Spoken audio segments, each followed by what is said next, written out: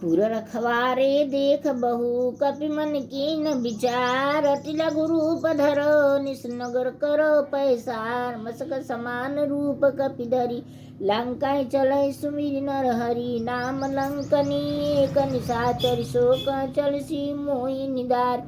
जानहि नहीं मरम सठ मोरा मोर हार जहाँ लग चोरा। मुठिका एक महाकपि हनि रुधिर बमत धर निधन मणि। पुनि समारि उठी सोलंका जोरि पानी कर बिनई सशंका।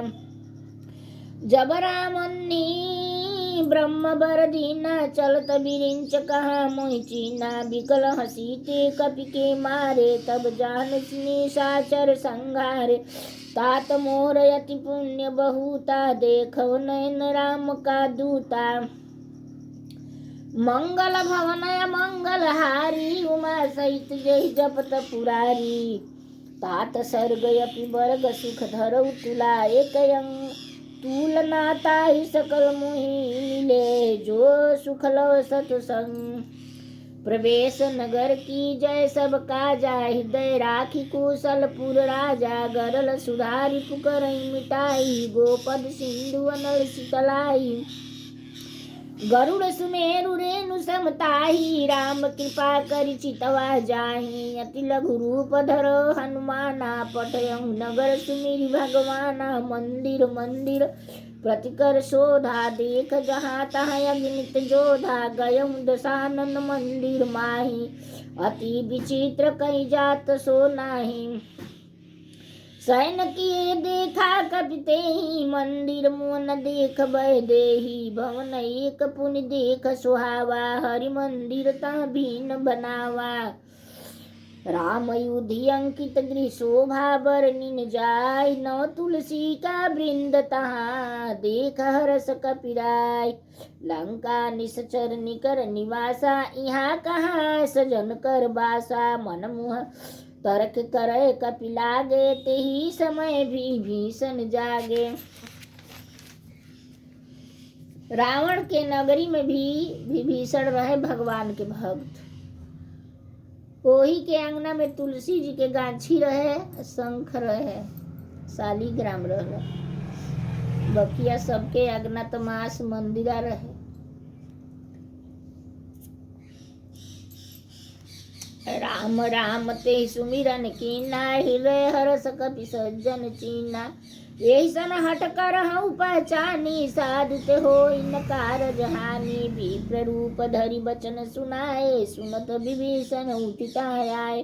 करि प्रणाम पूछी कुशलाई विप्र कहूँ निज कथा बुझाई। कि तुम हरिदासन मोह कोई मोर हृदय प्रीति अति होई। कि तुम राम दीन अनुरागी आयहु मोहि करन बड़ भागी। तब हनुमंत कही क सब राम कथा निज नाम। जुगत सुनत जुगुल तन पुलक मन मगन सुमिरि गुण ग्राम। मंगल भवन मंगल हारी उमा सहित जय जपत पुरारी। लंका तो राक्षसों के समूह का न्यू स्थान है।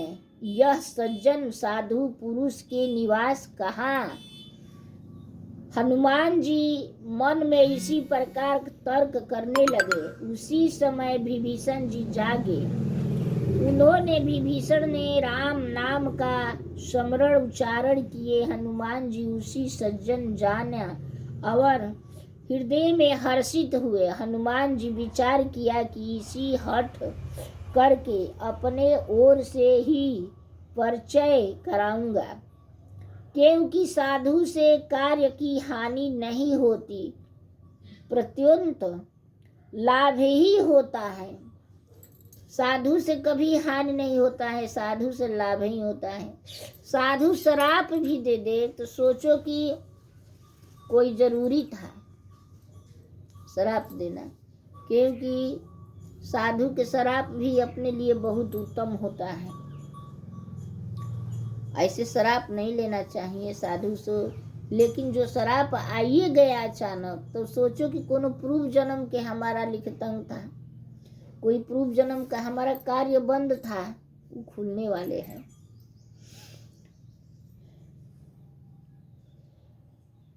तो क्या आप हरि भक्ति में कोई हैं? क्योंकि आपका देखकर मेरा हृदय में अत्यंत प्रेम उमड़ रहा है। अथवा क्या आप दिनों से प्रेम करने वाले स्वयं श्री राम जी ही हैं, जो मुझे बड़े भागी बनाने घर बैठे दर्शन देकर कृतार्थ करने आए हैं? विभीषण कहा भगवान हनुमान जी से। तब हनुमान जी ने श्री राम जी के सारी कथा कहकर अपना नाम बताया। सुनते ही दोनों शरीर पुलकित हो गए और श्री राम जी से के गुण समूहों का स्मरण करके दोनों का मन प्रेम और आनंद से मग्न हो गए। विभीषण जी ने कहा, हे पवन पुत्र, मेरे रहनी सुनो। मैं यही वैसा ही रहता हूँ जैसे कि दांतों का बीच में बेचारी जीभ हीर तात मुझे अनाथ जानकर सूर्य कुल के नाथ श्री राम जी का क्या कभी मुझ पर कृपा करेंगे? विभीषण ने कहा हनुमान जी से कि क्या कभी मेरे पर कृपा करेंगे? तो सुनहु पवन सुत रहनी हमारी, जिम दसन्हनि मुह जीभ बिचारी। तात कहूँ कबहू मोहि जानी अनाथा, करहि कृपा भानुकुल नाथा। तामस तन कछु साधन नाई, प्रीति न पद सरोज मन माही। अब मोहि बा भरोस हनुमंता, बिनु हरि कृपा मिलहि नहीं संता।